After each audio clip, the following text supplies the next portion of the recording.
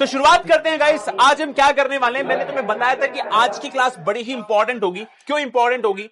क्योंकि आज हम एक और लॉ कंप्लीट करेंगे, लॉ ऑफ मल्टीपल प्रोपोर्शन। उसके बाद डाल्टन्स की एटॉमिक थ्योरी, वही 9th क्लास वाली। उसके बाद रिलेटिव एटॉमिक मास, और फिर हम करने वाले हैं आज इस क्लास में मोल कॉन्सेप्ट, अगर हमारे पास टाइम होगा तो। अदरवाइज रिलेटिव एटॉमिक मास करने के बाद मोल कॉन्सेप्ट हो सकता है कल भी हो सकता है आज भी, ठीक है ना। चलिए तो शुरुआत करें क्या गाइस? सारे लोग एक बार चैट सेक्शन में एपीएम दिखा दो। Everybody in the house make some noise. सारे लोग एक बार जल्दी से दिखा दो चैट सेक्शन में बहुत सारे APM, so that we can start now. Hello ji, hello ji, hello ji. चलिए तो शुरुआत करते हैं हम होमवर्क क्वेश्चन के साथ में। सारे लोग देख लेना एक बार आंख खोल के, एवरीवन, ठीक है। सारे लोग देख लेना एक बार आंख खोल के, एवरीवन होमवर्क क्वेश्चन।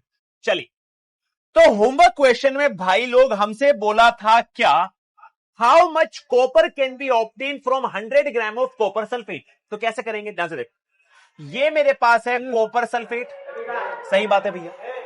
अगर मैं कॉपर सल्फेट को नॉर्मली देखूं तो कॉपर सल्फेट, एक कॉपर सल्फेट तब बनता है जब एक कॉपर होता है। अरे हाँ या ना, जल्दी बोलो हाँ या ना। अरे हाँ या ना। It's answer is 39.81। बहुत बढ़िया, क्या बात है, नाइस, बहुत, इसका आगे बहुत अच्छी बात है। अब ध्यान से देख लो पहले यहाँ पे, है ना, फिर आगे की बात करेंगे। आज कुछ मजेदार बात बताऊंगा तुम्हें, एक मजेदार बात बताऊंगा, ठीक है। तो बेटा ये हमारे पास कॉपर है, कॉपर से बना बेटा कॉपर सल्फेट। अच्छा भैया ठीक है।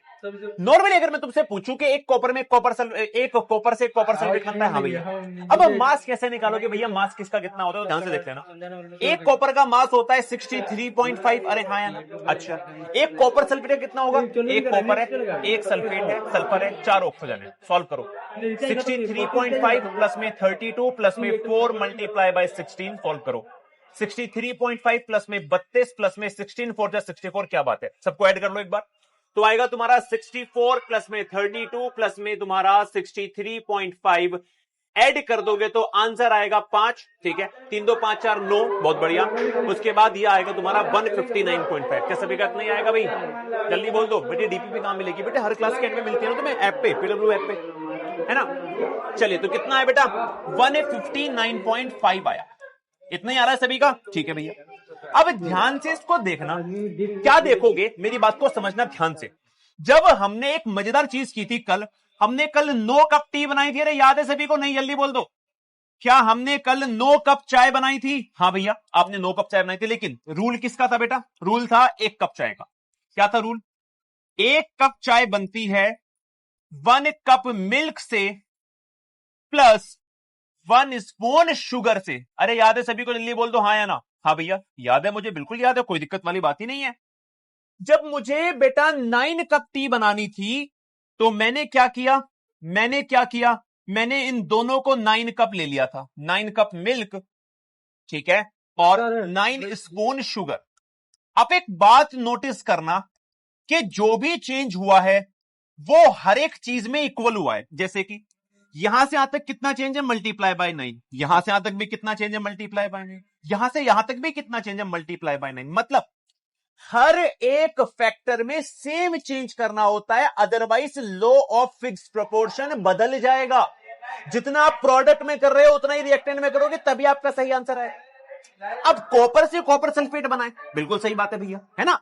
तो आप अगर इसमें चेंज करोगे तो कॉपर सल्फेट में भी करना पड़ेगा, कॉपर सल्फेट में करोगे तो इसमें भी करना पड़ेगा। बात समझ में आ रही है, क्योंकि सब में इक्वल करना पड़ता है, ठीक है भैया। अब देखो ध्यान, मुझे 159.5 ग्राम में कितना कॉपर होता है ये नहीं पूछा, मुझे पूछा है कि अगर मेरे पास 100 ग्राम कॉपर सल्फेट होगा तो बताओ कॉपर कितना होगा। तो कैसे करेंगे, ध्यान से देखो बेटा। सबसे पहले एक काम करो, क्या आप डायरेक्टली कुछ भी मल्टीप्लाई करके ये ला सकते हो? सोचो जरा, भैया ला सकता हूं भैया, मल्टीप्लाई नहीं भैया यार, इसमें मल्टीप्लाई करूंगा 1 से भी करूंगा तो भी 100 से बड़ा आएगा। तो क्या करते हैं, ऐसे सेम नंबर से डिवाइड करो जो लिखा हुआ है। ये लिखा हुआ है मेरे पास, ये जैसे ही सेम नंबर से डिवाइड करोगे कट के 1 आ जाएगा, है ना। ऊपर वो वाला नंबर लिख दो जो आपको चाहिए। आपको 100 चाहिए तो 100 ऊपर लिखो, तो आपको इससे मल्टीप्लाई करना है। देखो ध्यान से, जब आप इसकी इससे मल्टीप्लाई करोगे तो ये नीचे वाला कट जाएगा, 100 आ जाएगा कि नहीं। जो चेंज आप यहां कर रहे हो बेटा वो ही यहां पे करना पड़ेगा। बोलो हाँ या ना, एवरीबॉडी जल्दी बोलेंगे, ठीक है भैया कर दूंगा। तो क्या आंसर आया? आंसर है 63.5 मल्टीप्लाई बाय 100 अपॉन में 159.5। सॉल्व करना शुरू करेंगे भाई लोग। कैसे करेंगे बेटा? डेसिमल के बाद अगर सेम डेसिमल प्लेसेस होते हैं तो उड़ा सकते हैं। एक डेसिमल प्लेस है, एक डेसिमल प्लेस। तो आंसर आएगा 63500 को डिवाइड करना है 1595 से। बेटा सॉल्व करेंगे तो 15 4 जा 60 होते हैं, चल जाएगा क्या? 4 जा तो नहीं चल रहा बेटा, 3 जा चलेगा। तो 3 5 15 का 5 एक गए हासिल, 27 8 का 2 गए हासिल, 11 का एक गए हासिल। बेटा 9 है, ज्यादा आ गया क्या? एक सेकंड रुकना जरा, 3 से मल्टीप्लाई करते हैं। एक सेकंड, हाँ एक मिनट। तो बेटा ये अपना आएगा कितना? ये अपना आएगा 3 से 3 5 15 का 5 एक गए हासिल, 27 8 2 गए हासिल, 3 से जाने तो 11 का एक गए हासिल, बेटा 4। इतना ही आ रहा है ना भाई। 15 3 जा कितने होते हैं? ये गलत आ रहा है अभी। 3 5 का 5 एक गए हासिल, 27 28 का 8। अरे यार मैंने यहाँ पे बिल्कुल, मैं इससे मल्टीप्लाई कर रहा था अंदर वाले से, कोई बात नहीं। देखो हमें मल्टीप्लाई करनी है इससे, तो 3 5 15 का 5 एक गए यहाँ पे, 3 9 27 28 2 गए यहाँ पे, 3 5 15 और 17 एक गए यहाँ पे, 3 5 3 और 1 4 ही आएगा। ठीक है, ये बचा तुम्हारा 5, 14 में से 8 गए बेटा 6, 12 में 7 गए 5, और ये बचा तुम्हारा 1565। इसको नीचे उतार लो बेटा। कितना चला दो जल्दी से बता दो। 9 जा चला दो, 9 जा, तो 9 जा चलाऊंगा तो 9 5 जा 45 का 5 4 गए हासिल, 9 9 जा 81 5 8 गए हासिल, 9 5 जा 45 8 53 का 3 5, 9 1 जा 9 और 4 40। ये बचा मेरा कितना बेटा? 5 बचेगा। उसके बाद 14 में से 5 जाएंगे 9 बचेगा, 5 में 3 जाएंगे 2 बचेगा, और 1 बचेगा। बेटा डेसिमल लगाओगे 0 लगाओगे। अब मेरे ख्याल से तो ये चल जाएगा तुम्हारा सर करीब और करीब कितने जा 6 से चला दो भाई। 15 6 जा कितने होते हैं? 15 5 जा 75, 15 6 जा 15 7 जा चला दो, 7 जा चला दो मेरे 39.7 या फिर 8 के आसपास ये चल रहा होगा। जितने लोगों को भी समझ में आ गया एक बार एपीएम लिख देंगे चैट बॉक्स में। जितने लोगों को भी डाउट है वो बताएंगे कि भैया मुझे डाउट आ रहा है। जितने लोगों को समझ में आ गया वो एपीएम लिखेंगे, जितने लोगों को डाउट आया वो डाउट बोलेंगे। जल्दी बोल दो गाइस, एवरीबॉडी। जितने लोगों को समझ में आया वो एपीएम लिखेंगे। बेटे जिसको नहीं आया वो लिख दो, नहीं आया मैं दूसरा क्वेश्चन करवा दूंगा, टेंशन ना लेना बिल्कुल भी। ठीक है, जल्दी से बता दो मुझे। यहां पर क्या होगा? तो ये वस्तु जाके इससे टकराएगा। बोलो, अरे जल्दी बोलो बेटा। डाउट वाले डाउट लिखेंगे, रिपीट वाले रिपीट, एपीएम वाले एपीएम लिखेंगे। चलो सबसे पहले मुझे इतना बता दो बस। अरे समझ गया मैं, समझ। सबसे पहले मुझे बस इतना बता दो कि ये तो समझ में आ गया ना कि अगर आपको कुछ भी चेंज करना है, जो आप रिएक्टेंट में करते हो वही आपको प्रोडक्ट में भी करना पड़ता है हमेशा सेम। क्या ये बात सभी को समझ में आ गई? एक बार यस या नो बोल दो जल्दी से। यस या नो बोल दो एक बार जल्दी से सारे लोग। क्या ये वाली बात सबको समझ में आ गई? भाई अगर आपको 9 कप चाय बनानी है तो आप इसमें भी 9 की मल्टीप्लाई कर रहे हो, तो इसमें भी 9 की मल्टीप्लाई करोगे, तो इसमें भी 9 की मल्टीप्लाई करोगे। सब में मल्टीप्लाई बराबर करनी है। ये तो क्लियर है, ये तो कल ही हो गया था, है ना? चलो भैया, मतलब मल्टीप्लाई सब में बराबर करनी है। तो अब दोबारा देख लो मैंने क्या किया वहां पे। मेरे पास लिखा है कि भाई आपको कॉपर से कॉपर सल्फेट बनता है, सबको पता है। ये रिएक्टेंट साइड है, ये प्रोडक्ट साइड है।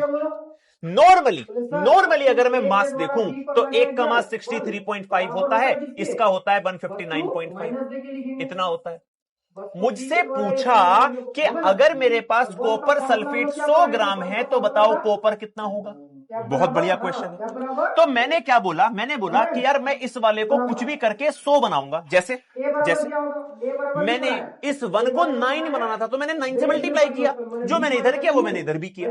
सेम ऐसे ही मुझे इसको 100 बनाना है तो मैं कुछ मल्टीप्लाई करूंगा। अब क्या मल्टीप्लाई करूं यार? ये तो बड़ा कंफ्यूजन है। डायरेक्टली मल्टीप्लाई करके तो आएगा नहीं। तो जब भी डायरेक्टली मल्टीप्लाई करके ना आए तो सिंपल सा तरीका है, जो लिखा हुआ है पहले उसको हटा दो, यहां से डिवाइड करके नीचे नीचे कट जाएगा भैया, और जो चाहिए उसको ऊपर लिख दो। देखो जी भाई, अगर आप इसको इसके सामने रखोगे तो ये कट जाएगा, 1 मल्टीप्लाई 100 100 आ जाएगा। जो आप इधर मल्टीप्लाई कर रहे हो ना वो ही आप इस वाले में कर दो, क्योंकि रूल यही कहता है।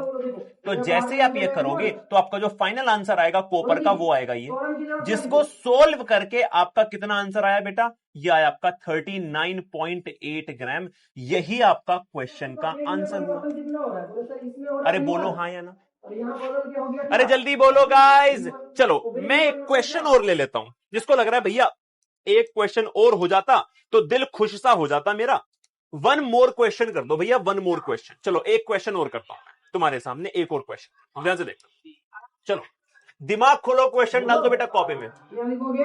दिमाग खोलो, क्वेश्चन डाल क्या दो। होगा? T दिमाग खोलो, बराबर होगा क्वेश्चन डाल। किसके? माइनस चलो ध्यान से देखना, मजा आएगा। M2 ठीक है, बराबर, बोलो इधर। मान लो मैं तुमसे V2 पूछूं, माइनस मैं तुमसे पूछूं V2 बाई क्या होगा? T। व्हाट लेकिन T दोनों साइड अमाउंट, में दे। या फिर आप बोल दो, इसको solve हाँ करो। चलो डायरेक्टली लिख लेते हैं, व्हाट समझा ना? अमाउंट तो ऑफ, अगर इसको लेट इससे सपोज multiply मैं करो, अब की क्या बार होगा? बोल दूं तुम्हें, M1 सोडियम फिर इसको इससे multiply इज करो, minus required, M1 is required बोलो टू T फॉर्म, बराबर, इसको इससे मल्टीप्लाई करो, to minus form M2 100 gram of NaOH, sodium hydroxide.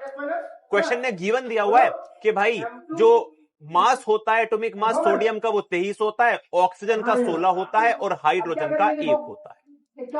तो सारे लोग पहले इस क्वेश्चन को देखेंगे ध्यान से कि करवाना क्या चाहता है क्वेश्चन हमसे। क्वेश्चन हमसे पूछा है कि कितना सोडियम लें जिससे कि हमारे पास 100 ग्राम NaOH आ जाए। कितना आ जाए बेटा?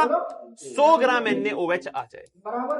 तो सबसे पहले आपको लिखना है कि एक बैलेंस्ड इक्वेशन क्या कहती है। नॉर्मली एक Na से एक NaOH बनता है, एक Na का मास है 23 और एक NaOH का कितना है 23 प्लस 16 प्लस 1 यानी कि 40, यानी कि 23 ग्राम सोडियम जब होता है तो 40 ग्राम ऑफ NaOH बनता है। हाँ भैया ठीक बात, लेकिन क्वेश्चन आपसे कह रहा है कि आपको 100 ग्राम NaOH बनाना है, तो बताओ कितना Na चाहिए। तो आपको इस 40 को 100 में बदलना है। कोई चैट सेक्शन में बताएगा किससे मल्टीप्लाई करनी पड़ेगी, कोई चैट सेक्शन में बताएगा किससे मल्टीप्लाई करनी पड़ेगी, कोई भी चैट सेक्शन में बताएगा किससे मल्टीप्लाई करनी पड़ेगी। Everyone in the house make some noise, जल्दी से बता दो मुझे, जल्दी से बोल दो किससे मल्टीप्लाई करनी पड़ेगी। कौन बताएगा मुझे किससे मल्टीप्लाई करनी पड़ेगी। भैया 40 का टेबल में तो 100 पता नहीं, मुझे नहीं आता भैया 40 का टेबल तो नहीं टेबल आता। कोई बात नहीं, क्या करोगे सबसे पहले 40 को हटाओगे तो नीचे लिखो 40 को, क्योंकि 40 को हटाना है, काटना है ऊपर नीचे, और जो लाना है उसको ऊपर लिख दो। 100 आपको लाना है, उसको ऊपर लिख दो। तो क्या आपका 100 आ जाएगा? हाँ जी, क्योंकि 40 से 40 कटेगा, 100 आ जाएगा। जो काम आप इधर कर रहे हो वही आपको बेटा इधर करना है ना, वही आपको क्या करना है इधर करना है। 100 अपॉन में 40, सही बात है। अब सॉल्व करो, देखो तो आपको क्या करना है 23 मल्टीप्लाई 100 अपॉन में 40 को सॉल्व करना है। कैसे करोगे? एक जीरो से एक जीरो काटो, काट दिया भैया, ये हो गया 230 अपॉन में 4। बेटा डिवाइड कर दो 230 को 4 से, कितना आया 4 5 जा 20 बचे 30, 4 7 जा 28 बचे 2, पॉइंट लगा के 0, 4 5 जा 20 पूरा कट गया। That's it. कितना आया बेटा 57.5। अगर सभी को समझ में आ गया है तो एपीएम की झड़ी लग जानी चाहिए कि भैया न्यूमेरिकल सॉल्व हो रहे हैं। मुझसे तो 11th क्लास में हमसे तो नहीं होता था, लेकिन अब हो रहा है। जल्दी से एक बार सारे लोग बता देंगे चैट बॉक्स में एपीएम लिख के कि भैया मौज बांध दी, आज तो मजा आ गया है। अरे जल्दी बोलो भाई, जल्दी से बता दो गाइस। चलिए जी जल्दी से, बहुत सारे एपीएम, क्योंकि फिर मैं देने वाला हूं एक तुम्हें चैलेंजिंग क्वेश्चन जो तुम्हें खुद से सॉल्व करना पड़ेगा गाइस। अब तुम्हें खुद सॉल्व करना है, फिर हम आगे बढ़ेंगे। अब तुम्हें खुद से सॉल्व करना है। बहुत बढ़िया एपीएम, नाइस। अब क्वेश्चन दे रहा हूं करने के लिए, ठीक है ना, अब क्वेश्चन दे रहा हूं करने के लिए। चलो ध्यान से देखना, क्वेश्चन दे रहा हूं करने के लिए। चलो अब ये क्वेश्चन तुम्हारे लिए चैलेंज है बेटा, सारे लोगों के लिए चैलेंज दे रहा हूं। एक क्वेश्चन का चैलेंज दे रहा हूं, सारे लोग ध्यान से देखना। चलो चैलेंज क्या है? चैलेंज है find the amount of carbon to form 150 gram of CO। अच्छा जी, मास ऑफ कार्बन 12 दे रखा है, मास ऑफ ऑक्सीजन आपको 16 दे रखा है। ये आपके सामने क्वेश्चन है। मैं आपको 4 ऑप्शन दूंगा, आप सभी को बेटा सही करके आंसर मुझे बताना है। Everyone in the house make some noise. जल्दी से बताओ जिसका आंसर कितना आएगा। मैं ऑप्शन दे रहा हूं तुम्हें भाई। एक सेकंड गाइस, एक सेकंड। तो मैं जरा डायरेक्टली आंसर देख लूं एक बार कितने आएंगे, ठीक है ना, फिर मैं तुम्हें ऑप्शन दूंगा एक बार। चलिए, तो मेरे अकॉर्डिंग क्या होना चाहिए, मेरे अकॉर्डिंग क्या होना चाहिए भाई, अपने को लाना है वहां से वहां, ठीक है ना, तो आ जाएगा। तो अपन क्या करेंगे 12, ठीक है, और जी ओके जी, ठीक है जी, ओके जी। चलिए जी भाई, आंसर मैं लिख रहा हूं यहां पे, मतलब ऑप्शंस में लिख रहा हूं यहां पे।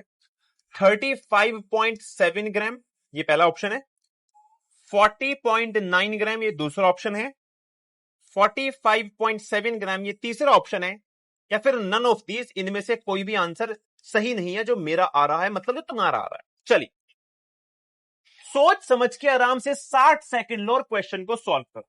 बेटा बैटल होती है सैटरडे में, बैटल होगी हमारी सैटरडे में यानी कि कल। बताइए क्या आंसर है?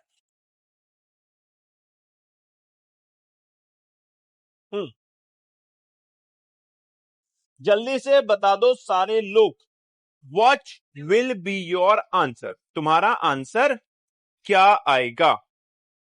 एवरीबॉडी आगे सभी का जल्दी से बता दो मुझे। गाइस आ गया क्या? नाइस, आगे सभी का आंसर। चैट वो क्यों अटक क्यों जा रही है बात?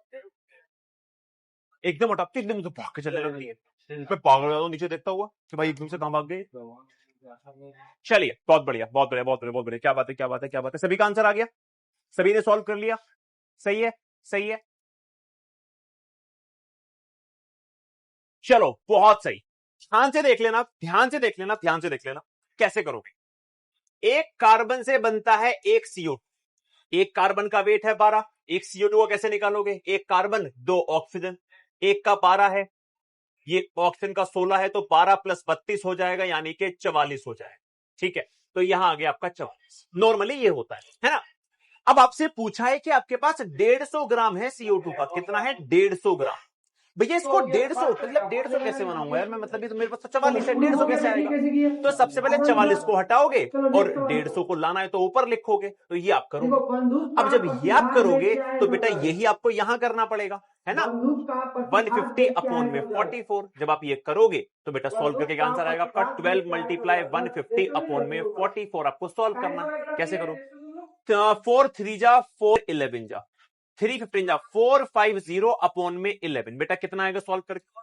अगर आप 450 को 11 से काटोगे तो कितना आएगा? 11 4 जा 44, बचेगा 1 और यहां पे 0 हो जाएगा, है ठीक है जी। तो यहां पे 0 लगेगा, अपना 40 चलना चाहिए वो, ठीक है। और जी फिर तुम पॉइंट लगाओगे 0, 11 9 जा 99, ठीक है ना। तो पहले आप चलाओगे 11 40 जा 440 और फिर सॉल्व करके आपका ये आएगा इसका आंसर फाइनल, यानी कि 40.9 मेरा आंसर आया है। जल्दी से सारे लोग एक बार APM in the chat box कर दो गाइस, क्योंकि बहुत ही जबरदस्त तरीके से न्यूमेरिकल लगने स्टार्ट हो गए हैं। 59% लोगों ने ठीक किया है। डी वालों को मैं मानूंगा कि वो सही कर सकते थे, शायद उनकी कैलकुलेशन में यहां गड़बड़ हो गई होगी, उन्हें लगा होगा समथिंग 4 पॉइंट, क्योंकि उन्हें लगा कि यार ये तो 4 पॉइंट चल रहा है, उसके बाद तो 1 बच रहा है। उन्होंने ये नहीं सोचा कि यहां पे एक 0 लगाते हैं, ऐसी division.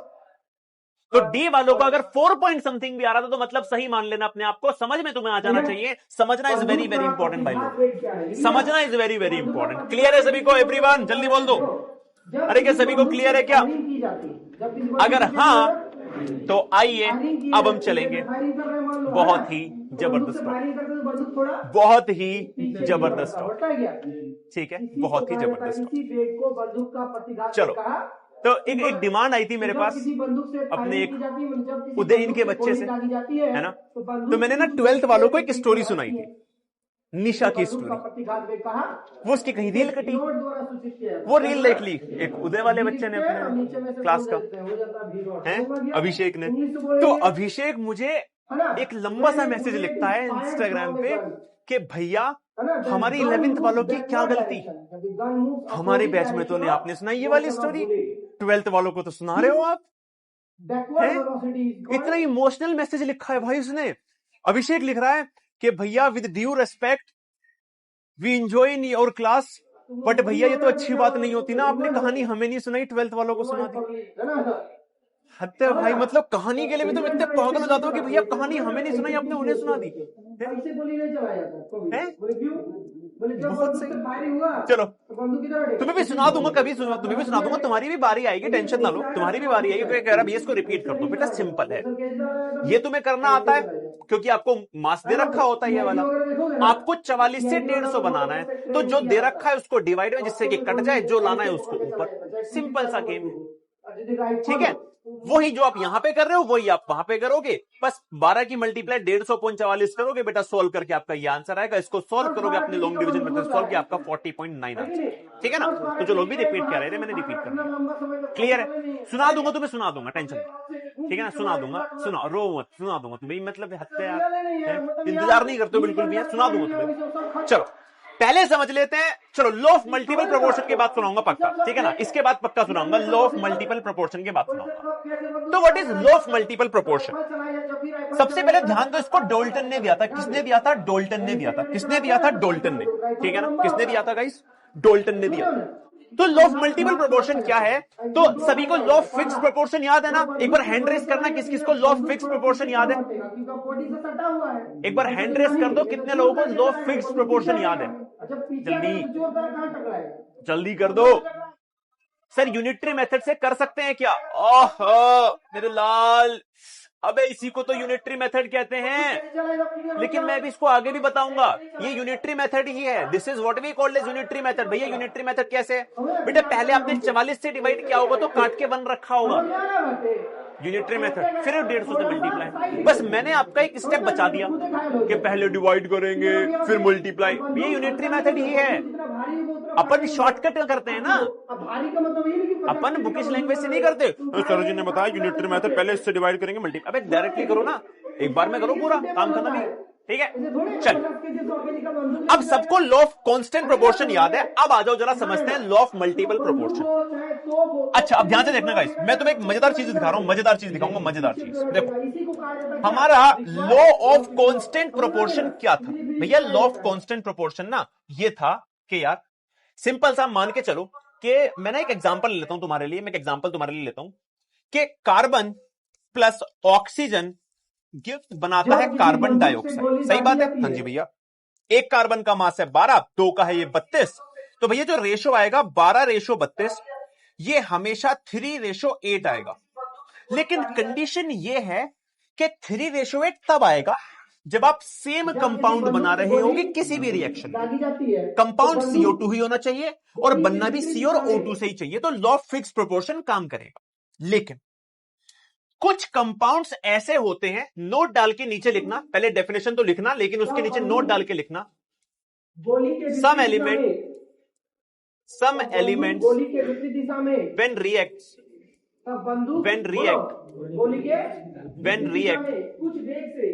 more than when react forms more than one compound, forms more than one compound, ये एक से ज्यादा कंपाउंड बनाते हैं, है ना? then they don't follow law of fixed proportion, law of, या फिर कांस्टेंट भी आप कहते हो उसको, constant proportion, but they follow, वो क्या फॉलो करते हैं? They follow law of multiple proportion, वो लॉ ऑफ मल्टीपल प्रोपोर्शन को फॉलो करते हैं।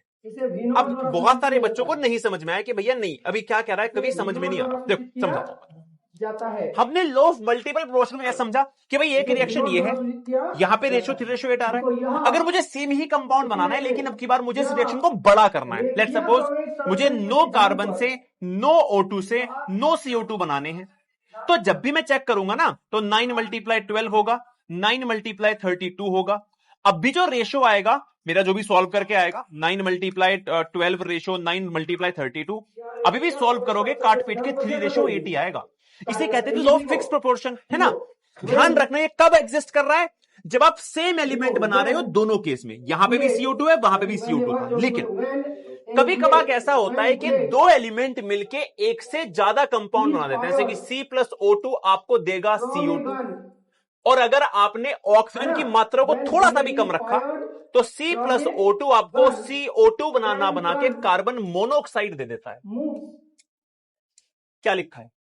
If two elements combine to form more than one compound, अगर दो एलिमेंट कंबाइन होते हैं और वो एक से ज्यादा कंपाउंड बनाते हैं, एक में CO2 बन रहा है और एक में CO बन रहा है, ऐसे में law of constant proportion apply नहीं होगा, क्योंकि लॉ ऑफ कांस्टेंट प्रोपोर्शन के लिए हमारा प्रोडक्ट हमेशा सेम होना चाहिए।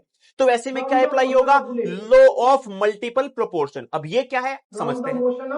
The masses of one of the element that combine with the fixed mass of other element are in the ratio of fixed whole numbers। नहीं समझ में आया? सबसे पहले दोनों इक्वेशन को बैलेंस कर लेते हैं। C प्लस O2 आया, CO2 बैलेंस है। C plus O2 give CO balance नहीं है। कैसे बैलेंस करेंगे भैया? यहां पे इसको बैलेंस करने के लिए हमारे पास ये क्या है? CO है ना। तो बैलेंस करने के लिए काम करो, यहां पे 2 लगा दो, 2 ऑक्सीजन, यहां पे 2 लगा दो। चलिए, अब सबको पता है कि एक कार्बन का मास 12 होता है, एक ऑक्सीजन का मास 16 होता है। जरा इनके मास लिखो। तो यहां पे आएगा 12 ग्राम इसका, 32 ग्राम इसका। यहां आएगा 2 मल्टीप्लाई 12 और यहां आएगा 32, 16 दूनी 32, मतलब 24 ग्राम और 32। सही बात। अब दोबारा से एक बार रूल पढ़ेंगे। If 2 elements combine to form more than 1 compound, एक से ज्यादा कंपाउंड अगर बना रहे हैं 2 एलिमेंट मिलके, एक ये रहा एक ये रहा, then the masses of one element that combine with a fixed mass of other element। बेटा दोनों रिएक्शन में से रिएक्टेंट साइड में किसका मास फिक्स्ड है? भैया ऑक्सीजन का मास फिक्स्ड है। ऊपर भी 32 है, नीचे भी 32 है, ये भी 32 है, नीचे भी 32 है। The masses of one of the element। अब मैं किसकी बात कर रहा हूं? मैं बात कर रहा हूं इस वाले एलिमेंट की, जो रिएक्ट कर रहा है fixed mass of other element से। तो अदर एलिमेंट ये है क्योंकि इसका फिक्स्ड मास है। और अब मैं बात किसकी कर रहा हूं? मैं बात कर रहा हूं इस वाले केस की, इस वाले एलिमेंट की। अब चर्चा किस पे चल रही है बेटा? इस वाले पे चल रही है, इस वाले पे चल रही है। The masses of one of the element then combined with the fixed mass of other element are in the ratio of fixed whole numbers। तो जो फिक्स्ड वाला है उसको नहीं देखना आपने, आपने दूसरे वाले को देखना है, और दोनों केस में इसके मास का रेशियो निकालना है। तो कार्बन इन पहली reaction ratio carbon in second reaction, तो कितना आएगा बेटा? 12 और 24। बेटा सॉल्व करोगे तो कितना आएगा? 12 बन जाए 12, 12 जा 1:2। क्या ये होल नंबर्स का रेशो है? हाँ जी, ये होल नंबर्स का रेशो ही हमेशा आपको देखने के लिए मिलेगा। Everybody in the house make some noise guys. जल्दी से मुझे बताएंगे कितने लोगों को लॉ ऑफ फिक्स प्रोपोर्शन समझ में आया है? अभी एक एग्जांपल और दूंगा, जल्दी बोल दो, जल्दी बोल दो। कितने लोगों को लॉ ऑफ मल्टीपल प्रोपोर्शन समझ में आया है? मल्टीपल का मतलब है जहां पर मल्टीपल प्रोडक्ट बनते हैं, एक से ज्यादा प्रोडक्ट बनते हैं, इसलिए मल्टीपल प्रोपोर्शन नाम है यहां पर। अरे कितने लोगों को समझ में पहली बार में आ गया? कितने लोगों को भी एक और एग्जांपल लगेगा? बहुत सारे बच्चों को क्लियर है, बहुत सारे कह रहे हैं भैया रिपीट कर दो। बेटा ध्यान से देख लो, रिपीट करता हूं, लिखा हुआ है। चलो 2 एग्जांपल देता हूं साथ में, तो बहुत मजा आएगा तुम्हें। पहले इसको उतार लो सारे लोग, फिर 2 एग्जांपल दूंगा समझाने के लिए साथ में। पहले सारे लोग इसको उतार लो आराम से। जिसको नहीं समझ में आया मैं समझाऊंगा, तुम्हारा भाई खड़ा हुआ है भैया, क्यों टेंशन लेते हो भाई? कुछ टेंशन ना लो, जल्दी से इसको उतार लो एक बार अपनी कॉपी में सारे। जल्दी से इसको उतार लो अपनी कॉपी में, पहले उतारो आराम से, पहले इसको उतारो, ठीक है? पहले इसको उतार लो आराम से उतार लो।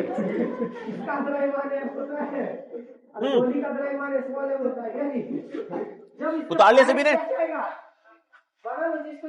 जल्दी बोलो भाई, उतार लिया सभी ने? उतार लिया? सबने उतार लिया? डन है? आगे बढ़ूं, एग्जांपल दूं? चलो अब मैं इसको एग्जांपल दे दूं, बड़ा जबरदस्त एग्जांपल दूंगा, ध्यान से देखो। 2 एग्जांपल देखोगे तो समझ जाओगे, 2 एग्जांपल देखोगे ना एकदम समझ जाओगे, तुम्हारी घंटी खुल जाएगी दिमाग की एकदम से। देखो मैं लेता हूं example, C plus O2 gives CO, ठीक है?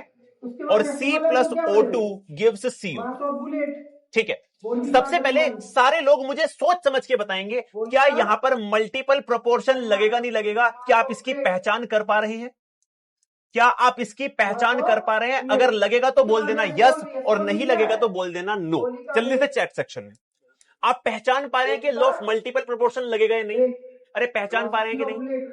जल्दी बोलो, क्या आप पहचान पा रहे हो कि मल्टीपल प्रोपोर्शन लगेगा कि नहीं? हाँ, कैसे? एलिमेंट तो सेम है लेफ्ट साइड में, लेकिन प्रोडक्ट डिफरेंट बन रहा है।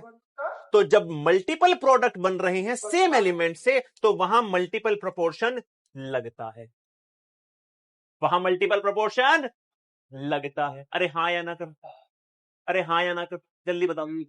हाँ, यस बडी, बहुत बढ़िया। चलो जी, अब एक और एग्जांपल ले रहा हूं, एक और एग्जांपल। मेरे पास है H2 प्लस O2 से बनता हुआ H2O और मेरे पास है H2 प्लस O2 से बनता हुआ H2O2।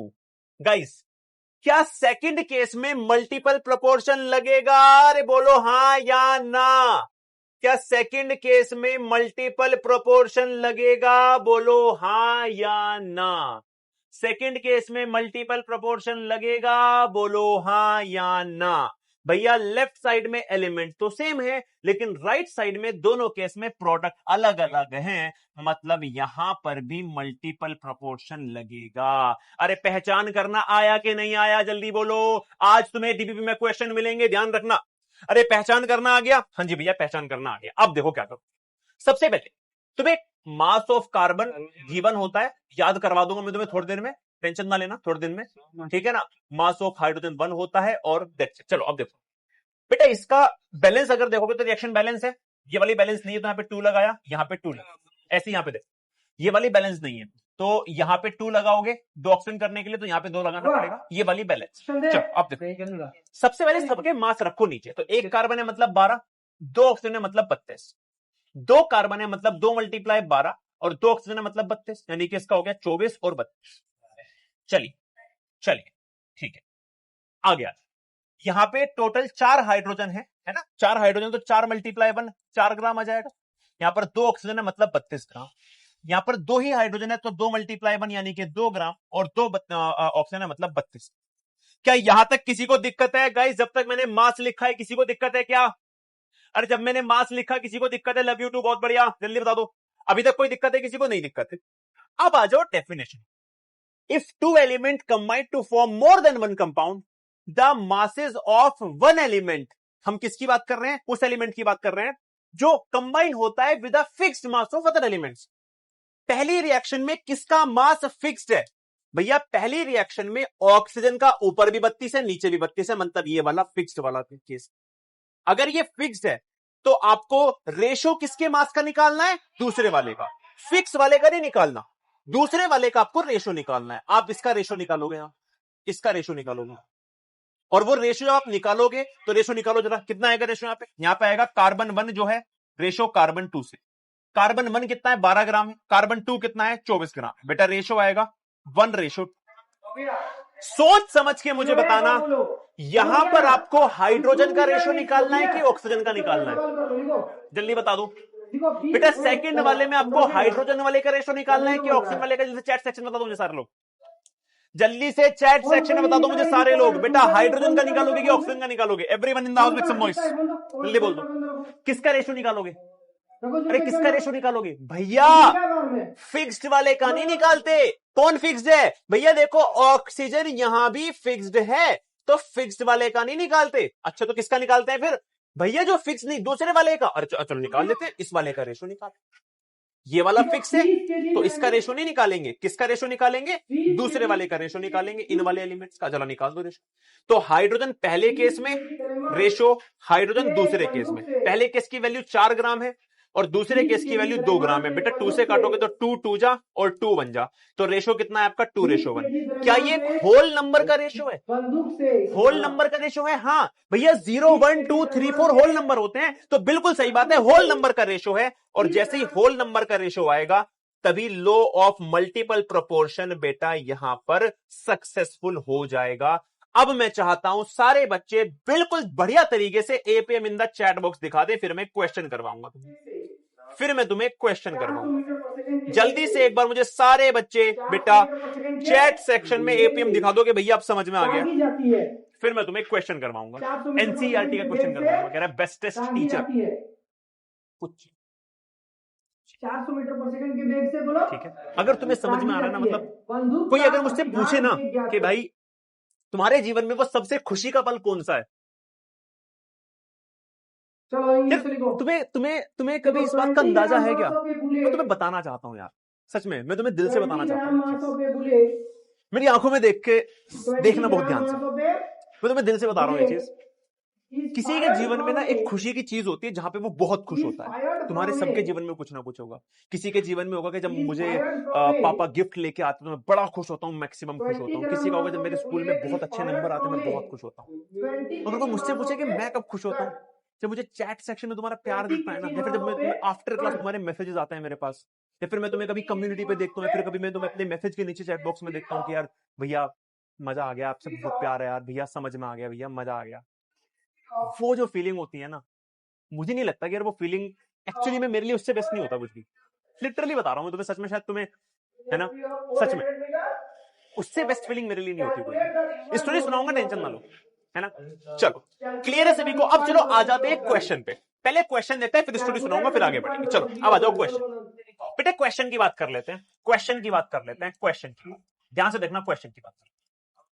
हमारे पास एक क्वेश्चन है, एनसीईआरटी का क्वेश्चन है बेटा, एनसीईआरटी एक्सरसाइज का क्वेश्चन है ये, है ना। मैंने बोला था एनसीईआरटी के साथ साथ कराता हुआ चलूंगा। आज तो वैसे एक मैं नीट का क्वेश्चन भी करवाऊंगा, एक तो नीट के क्वेश्चन भी करवाऊंगा, ठीक है, ध्यान से देखना। The following data are obtained when di nitrogen and di oxygen react. बेटा डाई नाइट्रोजन क्या होता है, जल्दी से देख लो एक बार सारे लोग। डाई नाइट्रोजन होता है N2, डाई ऑक्सीजन होता है O2, reacts together form different compounds. बेटा जल्दी से मुझे सारे लोग बताएंगे क्या मल्टीपल प्रोपोर्शन लगाना है या नहीं। हाँ या ना करके जवाब दे देना, हाँ या ना जवाब दे देना, हाँ या ना जवाब दे देना, हाँ या ना जवाब दे देना, हाँ या ना। लिखा हुआ है the following data obtained when di nitrogen di oxygen react together to form different compounds. बेटे डिफरेंट कंपाउंड बोल दिया, डिफरेंट मतलब अलग अलग, मतलब एक से ज्यादा। तो क्या यहां पे मल्टीपल लगेगा? अरे यार लगेगा सर, लगेगा, क्यों नहीं लगेगा, यस मल्टीपल प्रोपोर्शन लगेगा। चलो इसको वेरीफाई करेंगे, डबल वेरीफाई करेंगे, क्योंकि लिखा हुआ है डाटा आपको एक दिया है कि कितना मास किससे रिएक्ट करता है बनाने के लिए। Which law of chemical combination is obeyed by the above experimental data? आपको यहीं पे समझ में आ गया था वैसे, लेकिन एक्सपेरिमेंटल डाटा का यूज करना है। चलो ये रहा डाई नाइट्रोजन, ये रहा डाई ऑक्सीजन। तो पहले दो यहां पे डिफरेंट कंपाउंड में 3 कंपाउंड बन रहे हैं। कितने बन रहे हैं? मेरे ख्याल से 4 कंपाउंड दिखा रहा है, तो 4 कंपाउंड मतलब हुए दिखा रहा है, तो 4 रिएक्शन की वैल्यू दे रखी है, कोई बात नहीं। अब प्रूफ करने के लिए पहली 2 रिएक्शन ले लेते हैं। कितनी ले लेते हैं? पहली 2 ले लेते हैं। पहली 2 में किसका मास फिक्स्ड है? भैया पहली दोनों रिएक्शन में इन दोनों का मास फिक्स्ड है, तो आपको रेशो किसका निकालना होगा? आपको रेशो निकालना होगा जिनका फिक्स नहीं है, इनका रेशो। तो इनका जब आप रेशो निकालोगे तो बेटा रेशो कितना आएगा? 16:32। क्या आंसर आएगा? 1:2। क्या ये होल नंबर का रेशो है? अरे बोल दो हाँ या क्या ये होल नंबर रेशो है? हाँ जी। अगर ये होल नंबर रेशो आ गया तो पहली 2 रिएक्शन से आपको समझ में आ गया कि यहां पर लगेगा लॉ ऑफ मल्टीपल प्रोपोर्शन। तो आप क्या बोलोगे? बोलोगे in this case, in this case, since different compounds are formed,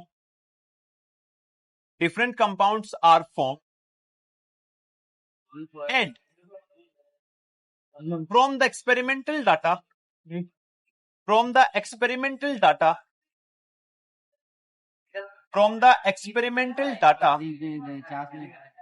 the element, the ratio of element which react with fixed mass of other element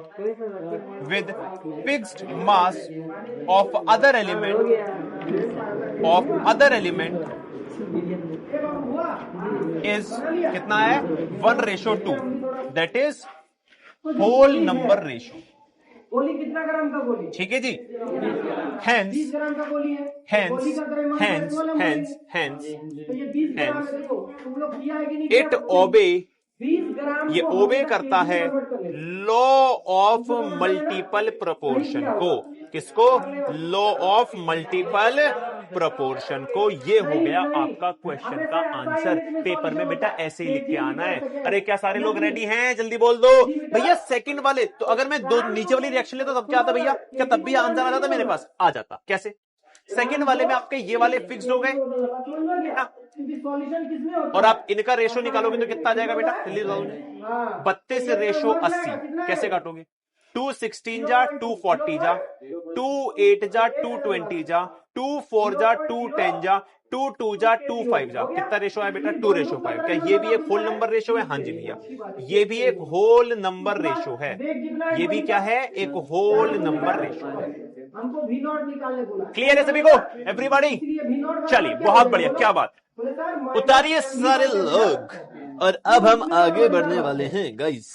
चलो जितना भारी होगा जल्दी से मुझे ये बताओ कि कितने लोगों को iso bar and iso top का डिफरेंस ऑलरेडी पता है? हैंड रेस कर देना। कितने लोगों को iso bar and iso tops के बारे में पता है? बता दो जल्दी से मुझे एक बार चैट बॉक्स में। चैट बॉक्स में जल्दी से मुझे। स्टोरी सुनाऊंगा, अभी सुनाऊंगा। कितने लोगों को आइसो बार और आइसो टॉप्स के बारे में पता है? ये कह रहा भैया ये वाले टॉप्स के बारे में तो पता है मुझे, है ना, क्योंकि कभी कभी इसकी जरूरत पड़ जाती है मुझे गिफ्ट विफ्ट करने के लिए, है ना, लेकिन आइसो टॉप्स नहीं पता बस मुझे।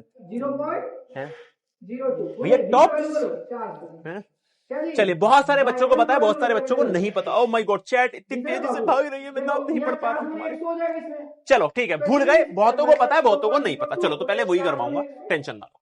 चलो पहले स्टोरी सुना देता हूं तुम्हें। तुम फिर बोलोगे भैया हमें नहीं सुनाई, 12वीं वालों को आप स्टोरी सुना देते हो, हमें नहीं सुनाते। चलो तो सुना स्टोरी सुना। तो स्टोरी है निशा की। कोई निशा तो नहीं अपनी क्लास में? निशा बुरा मान जाएगी भैया मुझे ऐसे कहना है। चलो तो निशा की स्टोरी है भाई। तो ध्यान सुनना भाई, ध्यान सुनना, मतलब एकदम मन लगा के सुनना। स्टोरी बहुत ही बेहतरीन सी है। तो होता क्या है, एक बार मैं 12th क्लास में था गाइस, 12वीं क्लास में था। मेरी जेई की तैयारी मैंने रोक दी थी क्योंकि मेरे जस्ट बोर्ड के एग्जाम आने वाले थे, तो प्री बोर्ड उस वक्त चल रहे थे। ठीक है, तो एक बार क्या हुआ, मैं पढ़ा के बैठा था अपना। मैंने कहा यार बहुत देर हो गई पढ़ते पढ़ते, थक गया हूं थोड़ा सा, चलो फोन चला लेता हूं। मैंने मम्मी से फोन, मम्मी फोन दिखा दो। मैंने बहुत नई फेसबुक की आईडी बनाई थी। उस टाइम पे इंस्टाग्राम नहीं होता, फेसबुक होता था। मैंने फेसबुक की आईडी बना रखी थी। मैंने खोला भाई अपना फेसबुक देख लेता हूं, टाइम पास हो जाएगा। मैंने देखा निशा ऑनलाइन बैठी है यार। निशा क्लास की मेरी लड़की थी, मतलब मेरी क्लास की लड़की थी। किसी और का नाम याद नहीं है मुझे, निशा का नाम याद है, बताऊंगा क्यों, अभी समझ में आ जाएगा। मैंने निशा ऑनलाइन बैठी है, मैंने निशा का टाइम खराब करता हूं बस। निशा क्या हाल चाल, मैंने हाय भाई भेजा मैंने निशा को। मैंने कहा हाय निशा यार क्या हाल चाल है निशा। तो निशा कहती है हाय आकाश यार मैं बढ़िया हूं। मैंने कहा यार क्या कर रही है निशा? कहती है यार आकाश मैं बहुत तेज से पढ़ रही हूँ फिजिक्स, बहुत तेज से फिजिक्स पढ़ रही हूँ मैं यार एकदम हिल गया मैं निशा तो यार मुझे वो गिल्ट थी यार। मैंने कि भाई निशा पढ़ रही है फिजिक्स, मैं यार फेसबुक चला रहा हूँ, कितना बड़ा मूर्ख हूं। मैंने कि भाई निशा को अब तो भैया डिस्ट्रैक्ट करना है। निशा क्या रखा है पढ़ाई लिखाई में, छोड़ दे सब, मजे कर यार, इतना कौन पढ़ता है भाई, पागल हो जाएगी तू, इतना मत पढ़ा कर। तो निशा कहती है नहीं यार आकाश मैं ना वो एक कोचिंग की टेस्ट सीरीज दे रही हूँ, फिजिक्स बड़ी इंपॉर्टेंट है, मैं मन लगा के पढ़ाई कर रही हूँ, मैं टेस्ट की कोचिंग वो दे रही हूँ, मैं एकदम टेस्ट सीरीज दे रही हूँ, हट जा मुझे डिस्टर्ब मत कर। भाई ये सुनने के बाद तुम सोचो मैं पानी मैंने कि भाई निशा ने तो ऑलमोस्ट कर दिया, एकदम मामला खत्म है, गिल्ट मांगे। मैंने कि बंद करो फेसबुक, मैं पढ़ने बैठ गया भाई, मैं पढ़ने बैठ। अब स्टोरी मजेदार यहां से है, तुम गेस करो जब मेरे 12th का रिजल्ट आया होगा तो मैंने सबसे पहले किसका रिजल्ट देखा? 800 मीटर पर सेकंड की रफ्तार से बाहर मैंने सबसे पहले किसका रिजल्ट देखा होगा? गेस करो भैया, ऑब्वियसली आपने अपना देखा होगा। नहीं, मैं सबसे पहले निशा का रिजल्ट चेक कर रहा हूं। मैं निशा का रिजल्ट खोला, अब गेस करो कि मैंने निशा के सबसे पहले किस सब्जेक्ट के नंबर देखे होंगे? किस सब्जेक्ट के देखे होंगे? अरे भैया देखे होंगे किसी के भी नहीं, मैंने निशा के फिजिक्स के नंबर देखे थे। अब गेस कर लो कि निशा के फिजिक्स में कितने नंबर आए होंगे? कितने नंबर आए होंगे? गेस कर लो। 10 ग्राम मास नंबर थे 2, 0 लगा था आगे, 0-2। भाई उस दिन के बाद से निशा नाम की लड़की से मेरा विश्वास उठ गया था। मैं निशा क्या कर दिया ये, मैं निशा इतना तो मैं अगर नींद में लिख के आता तब भी कर लेता। तुम तो टेस्ट सीरीज दी थी भाई, उस दिन के बाद से मैं निशा पे भरोसा नहीं करता। निशा ने मुझे क्या ही पागल बनाया। तो ये थी निशा की स्टोरी। अब कोई क्लास में अगर निशा है तो गाइस हर निशा ऐसी नहीं होती, निशा बहुत होशियार भी होती है, ठीक है ना, लेकिन निशा के नंबर थे 0। with a speed of 800 metre पर सेकंड। ठीक है, निशा के नंबर ये कह रहा सिग्निफिकेंट फिगर्स गिन लो। कैलकुलेट द रिक्वायर्ड अब अगली के 2 नंबर है, कह रहा सिग्निफिकेंट फिगर गिन लो। कैलकुलेट अरे यार तुम कितना यार कैसे आइटम आदमी यार, कैसे आदमी यार, कैसे आदमी यार तुम, कैसे आदमी यार तुम लोग। तो भाई अब ये निशा तक पहुंच ना जाए भाई, बस दिक्कत ये है। निशा के तक अगर पहुंच गए, निशा मुझे सोचेगी कि यार ये मेरी क्लास की मजाक उड़ा रहा है यार। चलो अब जल्दी से यहाँ पे देख लो वापस से टॉपिक पे भाई। जॉन डॉल्टन की थ्योरी, ठीक है। जॉन मेरे कितने थे भाई, तुम्हारे भाई के थे 93, 7 नंबर हमारी कहाँ काट लिया सच में यार, बहुत दुख हुआ मुझे उसमें। खैर कोई बात नहीं, ऐसे कहने में अच्छा लगता है, मुझे पता है मैं 7 नंबर गलत करके आता हूँ, 93 आता हूँ। चलो खैर अब जहाँ पे देखें बेटा, जॉन डॉल्टन की थ्योरी कितने लोग जानते हैं डॉल्टन भैया को? अरे भैया जानते हैं, मेरे रिश्तेदार हैं यार, चट्टी बड्डी यार है मेरे, हमें चट्टी बड्डी यार बहुत टैलेंट निकलते हैं, ठीक है। तो अपने जॉन डॉल्टन की थ्योरी पढ़ लेते हैं जरा। जॉन डॉल्टन ने एटम्स के बारे में या फिर एलिमेंट्स के बारे में बहुत कुछ बातें कही थी, जैसे कि पहली बात 9th क्लास में भी था, इसलिए दोबारा बस रिपीट कर रहे हैं, यहां से देखो। पहली बात क्या कही जॉन डॉल्टन ने कि N element is consist of tiny, बहुत छोटे, टाइनी का मतलब क्या होता है? Very small. टाइनी का मतलब होता है वेरी स्मॉल। इनडिविजिबल का मतलब होता है गाइस जो डिवाइड ना हो सके, इतना छोटा कि डिवाइड ही ना हो सके, है ना। इनडिविजिबल का मतलब है जो डिवाइड ना हो सके। ऐसे छोटे पार्टिकल्स जो बहुत छोटे हैं, इनडिविजिबल हैं, उन्हें एटम्स कहा जाता है। ये था पहला क्या ji, postulate of John Dalton theory, सबको पता है। अब दूसरी बात क्या थी? दूसरी बात सुनो, दूसरी बात क्या थी? All atoms of a given element have identical properties including identical mass. जो भी एटम्स सेम एलिमेंट के हैं, उन सब की सारी प्रॉपर्टी एक जैसी होंगी, उन सभी का मास भी एक बराबर होगा। फॉर एग्जांपल उसने बोला कि अगर ये आपके पास एक एलिमेंट रखा हुआ है, इस एलिमेंट के अंदर बहुत सारे एटम्स हैं, है ना। तो अगर आप इसके किन्हीं भी 2 एटम्स को उठा के कंपेयर करोगे, जैसे कि मान लो आप इस एटम को इससे कंपेयर करने लगो, तो ये बिल्कुल एक जैसे होंगे, आइडेंटिकल होंगे, बिल्कुल एक जैसे। इनका वजन बराबर होगा, इनका साइज बराबर होगा, एकदम आइडेंटिकल होंगे, एकदम आइडेंटिकल, एक जैसे मान लीजिए। अगला पोस्टलेट क्या कहता है? Atoms of different element are not identical. अब एक एलिमेंट ये है फर्स्ट एलिमेंट, है ना, और एक एलिमेंट वहां है सेकंड एलिमेंट। अगर आप इनके एटम्स को कंपेयर करोगे, तो अगर आप इनके एलिमेंट्स को कंपेयर करोगे, तो देखो आपने एक इसका कंपेयर किया, इसका, तो ये कैसे होंगे बेटा? ये नॉट आइडेंटिकल होंगे, अनआइडेंटिकल, ये एक जैसे नहीं होंगे बेटा। इनका मास अलग अलग होगा, है ना, ये सारी बातें होंगी। इनका ये साइज पर अलग अलग हो सकता है, अनआइडेंटिकल हो सकते हैं, मास सेम नहीं हो सकता, ठीक है, ये होगा बेटा। चौथा पोस्टलेट क्या कहता है? Different atoms combine to each other in a simple fixed ratio. ये है आपका लॉ ऑफ फिक्स्ड प्रोपोर्शन। वही वाली बात कह दी कि भैया जब एलिमेंट्स कंबाइन होते हैं तो वो फिक्स्ड रेशियो में ही कंबाइन होते हैं। तो लॉ ऑफ फिक्स्ड प्रोपोर्शन को ही दोबारा से जॉन डॉल्टन ने अपनी थ्योरी में भी बता दी। और आखिरी law of conservation of mass भी बता दिया कि एटम्स आर ऑलवेज कंजर्व, मतलब नंबर ऑफ एटम्स जितने भी रिएक्टेंट साइड में होते हैं, है ना, नंबर ऑफ एटम्स जो भी रिएक्टेंट साइड में होते हैं, उतने ही number of atoms product side में भी होते हैं। ना ही ये कभी बनते हैं, ना ही कभी ये डिस्ट्रॉय होते हैं, ये हमेशा कंजर्व्ड रहते हैं। क्या सभी को पांचों पॉइंट समझ में आ गए गाइस? एवरीबॉडी, क्या सभी को पांचों पॉइंट समझ में आ गए? क्या सभी को पांचों पॉइंट समझ में आ गए?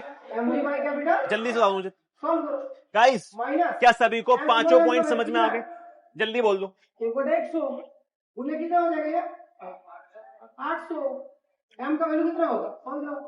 अरे जल्दी बोलो गाइस, क्या सभी को पांचों पॉइंट समझ में आ गए हैं? Everyone in the house make some noise. All atoms और an element is consist of very small indivisible particles, ये कभी भी डिवाइड नहीं होते हैं। दूसरा, all atoms of a given element have identical properties including identical mass, उनका सब कुछ बराबर होता है। तीसरा, atoms of different elements are not identical, different elements को अगर आप कंपेयर करोगे तो वो अनआइडेंटिकल होंगे।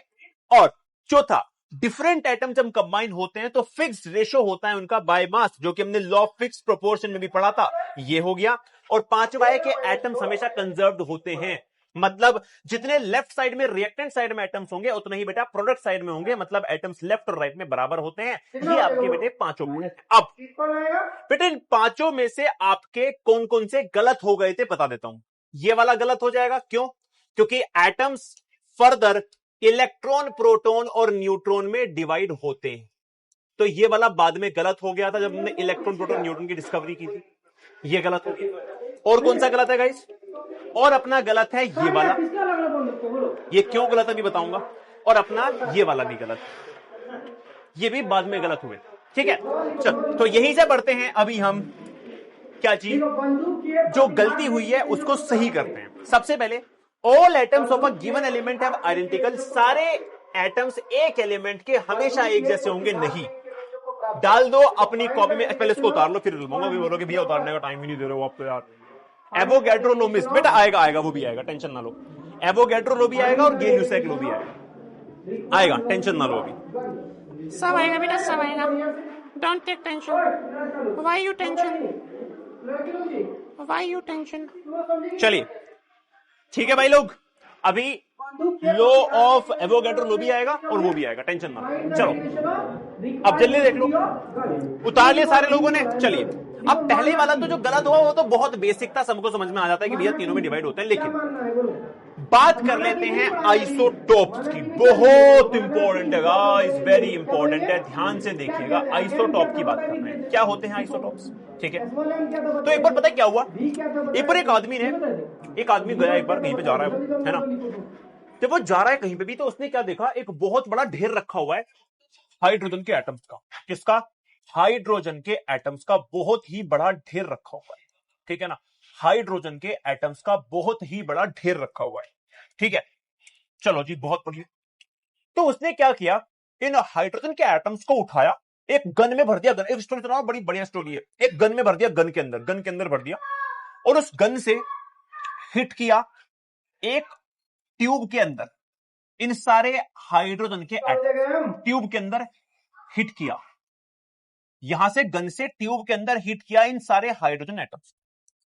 जब इसने हिट किया बहुत सारे हाइड्रोजन एटम्स को और इस ट्यूब के अंदर हिट किया, तो क्या देखा थोड़ी देर बाद, हिट करने के बाद, कि बहुत सारे हाइड्रोजन के एटम्स यहां बैठे हुए हैं। ठीक है, यहां बैठे हुए हैं।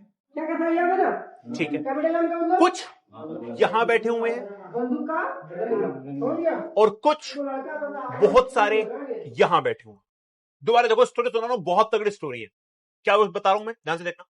उसने बहुत सारे हाइड्रोजन एटम्स को एक गन से फेंका, तो कुछ जब फेंक दिया और ये पाइप रुका हुआ है, तो उसने देखा भाई पाइप में क्या कितने कहां गिरे हैं। तो कुछ यहां पर थे, कुछ यहां पर थे और बहुत सारे यहां पर थे। करीब अगर मैं मान लू यहां पर 100% कोई चीज है, तो उस 100% में से 99.98% एटम्स यहां बैठे थे, 0.02019% यहां थे, और वेरी स्मॉल ट्रेसेस में, मतलब बिल्कुल ना के बराबर यहां बैठे। अब साइंटिस्ट लोगों ने, मतलब ऐसे मान लो 100 में से ऑलमोस्ट 99 यहां पे है, एक यहां पे है, मान लो 98 यहां पे, 98 यहां पे है, और एक यहां पे है, और आधा वाला कुछ यहां पे, मतलब बहुत यहां पे तो बिल्कुल ना के बराबर एक दो एटम बहुत सारों में से, यहां पे भी ना के बराबर, लेकिन यहां पे बहुत सारे। तो साइंटिस्ट लोगों ने दिमाग लगाया कि यार ये क्या हो रहा है, ऐसे कैसे पॉसिबल है। सारे हाइड्रोजन के एटम है, सारे के सारे हाइड्रोजन के एटम है, बहुत सारे वहां बैठे, फिर यहां पे ऐसा क्यों हुआ। तो साइंटिस्ट लोगों ने दिमाग लगा ये बताया कि अच्छा पता है ऐसा क्यों हुआ। ऐसा इसलिए हुआ क्योंकि ये तो बहुत हैवी होंगे, जो हैवी होते हैं वो बहुत दूर तक भाग नहीं पाते, और ये बहुत ज्यादा क्या होंगे बेटा, लाइट इन वेट होंगे, लाइट इन वेट होंगे। एक्सपेरिमेंट किया पूरा, और एक्सपेरिमेंट करके समझ में आया कि हाइड्रोजन के टोटल एटम्स में से सबका वेट बराबर नहीं होता। अरे कुछ होते हैं जो बहुत हल्के होते हैं, कुछ होते हैं जो भारी होते हैं, और कुछ होते हैं मीडियम। ये इस एक्सपेरिमेंट से प्रूफ हो गया। वहीं से निकला एक टर्म जिसका नाम रखा गया आइसोटोप्स। ये क्या कहता है आइसोटोप, ध्यान से देखिएगा डेफिनेशन में। ये कहता है atoms having same atomic number, इनका सेम एटॉमिक नंबर है क्योंकि सेम एलिमेंट के हैं, same atomic number, but have different mass number, लेकिन मास नंबर इनका डिफरेंट होता है, इनमें जो वजन होता है वो बराबर नहीं होता। जैसे हाइड्रोजन के केस में जो सबसे भारी वाला था उसे लिखते हैं 1H3। इसका मतलब क्या हुआ, इसका एटॉमिक नंबर यानी कि इलेक्ट्रॉन्स यानी कि प्रोटॉन्स तो हैं 1, नीचे वाला नंबर, ठीक है, और जो इसमें आपके मास नंबर है वो है इसका बेटा 3। मास नंबर कितना है इसका, 3 है। अगर आपको न्यूट्रॉन निकालने होंगे तो न्यूट्रॉन कैसे निकालोगे भाई, मास नंबर का फॉर्मूला होता है number of neutron plus proton. अब मास नंबर है 3, न्यूट्रॉन निकालने हैं, प्रोटॉन 1 है, तो न्यूट्रॉन की वैल्यू हो जाएगी 3 - 1 2। तो पहले वाले केस में आप ध्यान से देखोगे तो ये बहुत हैवी है क्योंकि इसमें 3 मास नंबर है और एटॉमिक नंबर है 1। अगर आप सबसे लाइट वाले को देखोगे तो इसे कहते हैं 1H1, मतलब इसका जो एटॉमिक नंबर होता था वो होता है 1, यानी कि उतने इलेक्ट्रॉन उतने प्रोटॉन, ये कितना होता है 1 होता है। इसका जो मास नंबर होता है ये होता है आपका 1। तो अगर आप इसमें mass number equals to number of neutron plus proton करोगे तो मास नंबर 1 है, न्यूट्रॉन निकालने, प्रोटॉन भी 1 है, प्रोटॉन इधर आएगा 1 - 1, न्यूट्रॉन होते 0। इस वाले में न्यूट्रॉन होते ही नहीं है, जिस वजह से ये बहुत ही हल्का था। जब गोली से मारा था तो बहुत दूर तक भागेगा क्योंकि बहुत हल्का था, हल्की चीज दूर तक जाती है।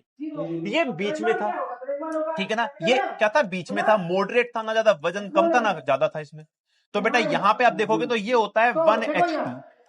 यहां पे आपका एटॉमिक नंबर या फिर आपके इलेक्ट्रॉन्स और प्रोटॉन्स थे कितने 1, लेकिन यहां पे आपका मास नंबर, मैं इसको ऐसे कर दूं जिससे आपको लिखने में आसानी हो, ठीक है, ठीक है। चलिए मैं दोबारा लिखता हूं इसको एक बार थोड़ा सा। हाँ जी, तो एटॉमिक नंबर कितना हो गया, इलेक्ट्रॉन्स इक्वल्स टू में प्रोटॉन्स कितने हो गए बेटा 1 हो गए, लेकिन आपका मास नंबर कितना है यहां पे बेटा, वो 2 है।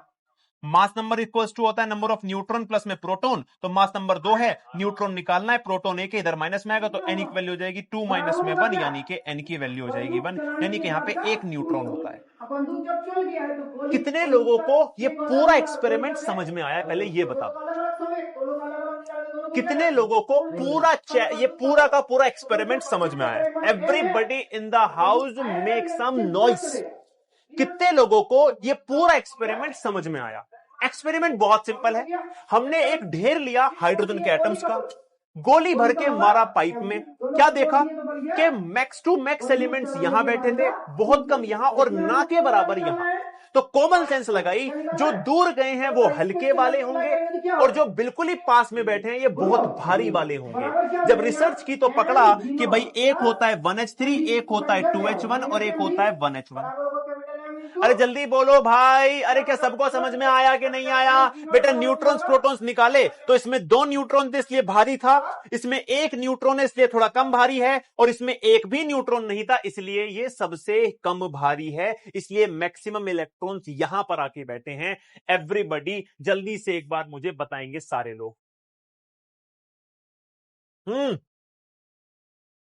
जल्दी बोलो गाइस, क्या सभी को क्लियर हुआ? मैंने रिपीट कर दिया है भाई लोग, एक बार फिर से देख लो दोबारा से। बेटा बहुत सारे हाइड्रोजन के एटम लिए, गोली भर के मारा, पाइप में जब देखा तो मैक्सिमम यहां बैठे थे 99.98%, कुछ यहां पर बहुत कम बैठे थे और यहां पे ना के बराबर बैठे थे। तो कॉमन सेंस कहती है जो बहुत दूर तक गया वो बहुत हल्का, और जो बहुत ही दूर तक नहीं गया बिल्कुल पास में ही गिर गया मतलब भारी। रिसर्च करने में पता चला कि पहले वाले को होता है 1H3 क्योंकि यहां पे न्यूट्रॉन 2 होते हैं, दूसरा वाला होता है 1H2 यहां पे क्योंकि एक ही न्यूट्रॉन होता है, और ये बिल्कुल हल्का क्योंकि यहां पे एक भी न्यूट्रॉन नहीं होता। और इन्हीं को बोलते हैं आइसोटोप्स। ऐसे एटम्स जिनमें सेम एटॉमिक नंबर है बट डिफरेंट मास नंबर है, इन्हें आइसोटोप्स कहते हैं। और इसी वजह से ये वाला रूल फेल हुआ था कि सेम एलिमेंट के जो एटम्स होते हैं वो सारे एक जैसे होते हैं। ये तीनों हाइड्रोजन है लेकिन तीनों का मास अलग है। पहले वाले का नाम जो है बेटा उसे कहते हैं प्रोटियम, ठीक है, नाम लिख लेना। दूसरे वाले को कहा जाता है बेटा ड्यूटेरियम, ठीक है ना, और तीसरे वाले को कहते हैं बेटा ट्रिटियम। याद रखेंगे सारे लोग, आइसोटॉप्स हमने सारा कवर कर दिया है। एवरीबॉडी मजा आ गया है, क्लियर है क्या? उतार लो गाइस जल्दी से, आइसोटॉप्स हमने क्लियर कर दिया है। अब हम आइसोबार की बात करेंगे, रेडी हो क्या? चलिए अब आइसोबार देख ले। आइसोबार तो सिंपल सही है, आइसो बार तो सिंपल सा एक्सपेरिमेंट हमें समझ में आएगी। आइसो बार को सिंपल सा उतार लिया सारे लोगों ने, फिर मैं आगे बढ़ाऊंगा। उतार लिया कि सारे लोग, बहुत गर्मी लग रही है यार सच में। एक सेकंड रुको यार। तुम लोग का ये लीड खत्म हो जाएगा, वही चैप्टर खत्म हो जाएगा, ठीक है? और सुना कि नहीं, चैप्टर खत्म होने के बाद टेस्ट होगा, नहीं पढ़ते रहना, ठीक है? I2 वाला भी टेस्ट है, समझे तुम लोग को? आज कौन सा बार है? चलिए गाइस, लेट्स गो गाइस। ठीक है? हो गया गाइस एवरीवन? जल्दी से बता दो मुझे, उतार लिया सभी ने? अरे उतार लिया क्या है? और तुम लोग क्या हो गया? क्योंकि क्या हो गया? तुम लोग चारों चैप्टर हैं? टेस्ट लेंगे एक साथ। क्या हो गया गाइस? अच्छा मैंने उल्टा लिख दिया ना। ओह माय गॉड, अरे यार तुम यार बड़े आइटम आदमी हो तुम लोग, आइटम। अब उल्टा कर लो, मुझे ही पता है कि उल्टा हो गया है, कर दो ना उल्टा। यहाँ पे भी तो लिखा है ठीक वाला। सुन लिया कि नहीं सुन लिया? भैया अबे तमीज, ठीक है? यहाँ पे लिखो बेटा ट्रीटियम, यहाँ लिख दो, बस हो गया काम। क्या? Wrong wrong wrong, ring wrong ring wrong ring, ठीक है? प्रोटीन। चल उतार लिया सभी ने? निंजा हथौड़ी। पहाड़ों के ऊपर जंगल के पार, देखो कौन अपने शहर आया यार। निंजा हथौड़ी अपने घर आया यार। बड़ी बड़ी बातें और मुंह छोटा सा, तेज का इसकी नहीं कोई ठिकाना। अब देख लो भैया, यहाँ पे आइसो बार किसे कहते हैं गाइस? सिंपल सी भाषा में लिखेंगे आइसो बार्स क्या होते हैं, तो लिखेंगे atoms having same mass number but different atomic number are called as isobars। उन्हें हम क्या कहते हैं? are called as isobars। उन्हें हम isobars कहते हैं, ठीक है? चलिए जी, बहुत बढ़िया भैया। एग्जाम्पल बेटे, एग्जाम्पल में आप लिख सकते हैं, बहुत ही अच्छे अच्छे एग्जाम्पल काहे चिंता करते हैं। जैसे कि आप लिख सकते हैं आर्गन को और अपने कैल्शियम को। आर्गन होता है 18, ओके जी, और यहाँ पे हो जाएगा 20 मास नंबर। ये होता है 20 और 40 मास नंबर। एक सेकंड रुकिएगा, 18 40 और 20 40। गाइस ये दोनों क्या हैं आपके? ये आपके डिफरेंट एटॉमिक नंबर हैं बट सेम मास नंबर है। तो बहुत ही बेहतरीन एग्जांपल है आपके किसका? जल्दी से बताएंगे मुझे, आपके आइसोबार्स। क्लियर है सभी बेटा? अरे क्लियर है क्या एवरीवन? जल्दी बोलो। तुम्हारी वो टेक्निक शुरू हो गई तुम्हारी फिर से, है ना? कि भैया आधे घंटे पहले छुट्टी उट्टी बोलेंगे तो कर ही दोगे टाइम, है ना? चलो उतारो लिस्ट। इसी वजह से हमारा ये वाला रूल भी खत्म होता है, खराब। मतलब हम इसको डिनाई करते हैं, निष्कासित करते हैं। Different atoms combined to each other in a fixed simple fixed ratio. बेटा सॉरी, इस वाले atoms of different elements are not identical. देखो डिफरेंट एटम्स हैं लेकिन मास बराबर है, मतलब ये आपका उस वाले रूल को क्या करते हैं? निष्कासित करते हैं, ठीक है? बेटा बैटल होगी कल सैटरडे में, कल सैटरडे में जितना यहां तक पढ़ा दिया है बेटा, यहां तक की आपकी बैटल होगी। आ जाओ, आज का अगला टॉपिक बहुत ही बेहतरीन टॉपिक।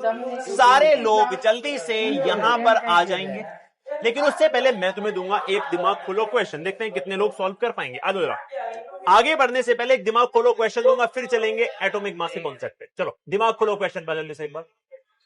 दिमाग खोलो क्वेश्चन पे आ जाओ एक बार जल्दी से।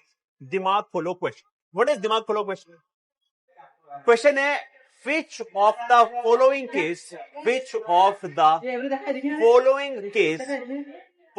case obey multiple proportion, law of multiple proportion. इनमें से कौन ओबे करेगा आपको आंसर में बताना है। Option A, option A, option B, option C और ऑप्शन डी। तो ऑप्शन ए है आपका H2O, CO, ठीक है? अगला ऑप्शन है आपका H2O, H2। अगला ऑप्शन है आपका N2O, NO2, NO। और अगला ऑप्शन है आपका NO2, CO। सोच समझ के आंसर देना है। इनमें से कौन लॉ ऑफ मल्टीपल प्रोपोर्शन को बेटा क्या करेगा? जल्दी बोलो एवरीवन। इनमें से कौन लॉ ऑफ मल्टीपल प्रोपोर्शन को फॉलो करेगा? सोच समझ के आंसर बताना है, जल्दबाजी नहीं करनी है। इट्स अ दिमाग खोलो क्वेश्चन, इट इज अ दिमाग खोलो क्वेश्चन। अगर तुमने ये कर दिया तो मैं समझ जाऊंगा कि तुम लोग बहुत ही तगड़ा कर रहे हो guys. You are doing really great, you are doing really great. तुम लोग बहुत अच्छा कर रहे हो, तुम लोग बहुत ही अच्छा कर रहे हो। अगर तुमने ये कर दिया तो काजल, स्नेहा, प्रियम ने भी कर दिया, जोया ने भी कर दिया, इशू ने भी कर दिया, साइना ने भी कर दिया, आदर्श ने भी कर दिया। सर आप गाना अच्छा गाते हो, thank you so much guys, love you all यार। ठीक है, चलो धन्यवाद sir, you are so cool, thank you so much, we are great sir, बहुत बढ़िया। चलो सबका आ गया आंसर, समय भी समाप्त हो रहा है भाई। देखो सबसे पहले सेम एलिमेंट्स को कंबाइन करना है, रिएक्टेंट साइड में एलिमेंट सेम होने चाहिए, लेकिन प्रोडक्ट आपके एक से ज्यादा नहीं कि प्रोडक्ट आपके डिफरेंट बनने चाहिए, ये कंडीशन है। क्या पहले केस में सेम एलिमेंट है? नहीं, HO है, CO है यार, H और C तो अलग अलग है, तो नहीं हो। H2 और H भैया इसमें सेम है क्या? इसमें दूसरे वाले में ऑक्सीजन तो है ही नहीं, दोनों एलिमेंट सेम होने चाहिए थे, ये भी गलत।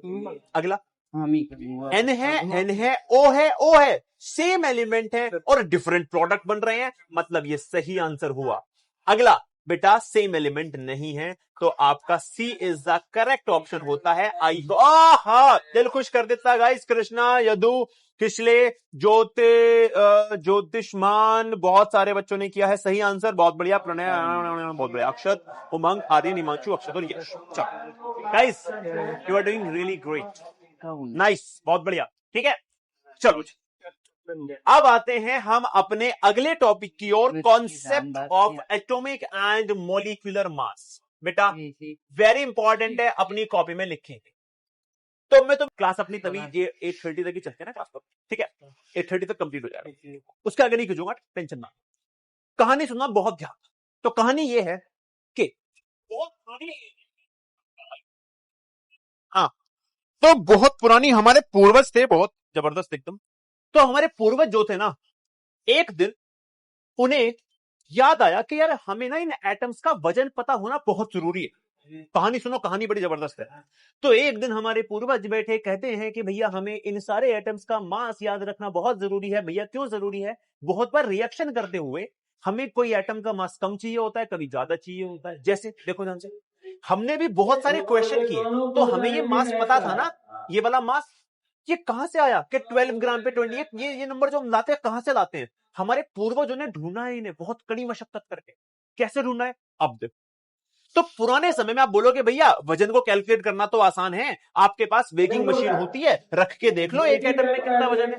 बहुत सारी प्रॉब्लम, क्या एटम इतना ज्यादा छोटा था, इतना ज्यादा छोटा अभी भी है कि आप उसको देख भी नहीं पाते हैं। तो आप कैसे उसको वेगिंग मशीन पे रख के उसका वेट निकालोगे? हमारे पास उस समय तक कोई ऐसी मशीन थी ही नहीं जो बता सके कि भाई किसी एटम में कितना वजन है। फिर ये तो बड़ी प्रॉब्लम है, हम कैसे नापे कि किस एटम में कितना वजन है? तो दिमाग लगा यार, कैसे निकालें। तो एक दिमाग लगता है। चलो अगर हमारे पास मशीन नहीं है, ये तो प्रॉब्लम है ना कि मशीन नहीं है हमारे पास जो ऐसा कुछ कैलकुलेट कर सके। हाँ भैया यही प्रॉब्लम है। तो अब मैं तुम्हें एक टास्क देता हूं, देखते हैं कितने लोग इसका सही आंसर देंगे। मैं तुम्हें टास्क दे रहा हूं, ध्यान से देख लेना। एक रूम है, इस रूम में ये 5 बॉक्स रखे हुए हैं और ये पांचों के पांचों बॉक्स जो है ना, ये इस रूम में बंद है, ताला लगा हुआ है, और ये खड़े हुए हो तुम, अबली डबली सबली। ये है तुम्हारे भैया अबली डबली सबली, अबली डबली सबली, अपना अपना नाम लो जो भी इसको लेना।